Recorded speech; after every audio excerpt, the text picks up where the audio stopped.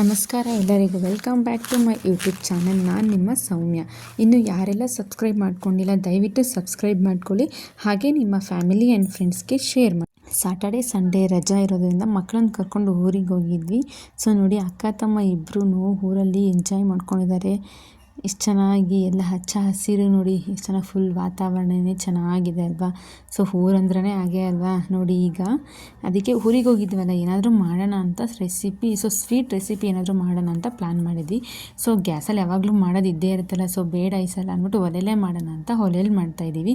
So ನೋಡಿ, ನೀರು ಇಟ್ಬಿಟ್ಟು ನೀರಿಗೆ ಒಂಚೂರು ಉಪ್ಪು ಹಾಕಿ ಚೆನ್ನಾಗಿ ಕುದಿಸ್ಕೊಂಡು ನೀರನ್ನ ಅಕ್ಕಿ ಹಿಟ್ಟನ್ನು ಹಾಕಿ ಚೆನ್ನಾಗಿ ಕುದಿಸ್ಬೇಕು. ಮತ್ತು ತೊಳೆಸ್ಕೊಂಡು ಒಂದು ಸಲ ಮತ್ತೆ ಒಲೆ ಮೇಲೆ ಇಡಬೇಕು. ಒಲೆ ಮೇಲೆ ಇಟ್ಟಿದ ನಂತರ ಮತ್ತೆ ಇನ್ನೊಂದು ಸಲ ತೊಳೆಸ್ಕೊಂಡು ಅದನ್ನು ಶಾವಿಗೆ ಥರ ಒತ್ಕೋಬೇಕು. ನೋಡಿ, ಈ ಥರ ಶಾವಿಗೆ ಈ ಥರ ರೆಡಿ ಆಗುತ್ತೆ. ಶಾವಿಗೆ ಒತ್ತೋದ್ರಲ್ಲಿ ಒತ್ಕೊಂಡ್ರೆ ಈ ಥರ ಬರುತ್ತೆ ನೋಡಿ, ಎಷ್ಟು ಚೆನ್ನಾಗಿದೆ ಅಲ್ವಾ. ಸೊ ಇದಕ್ಕೆ ಸ್ವೀಟ್ ಬಂದ್ಬಿಟ್ಟು ಪಾನಕ ಮಾಡ್ತೀವಿ.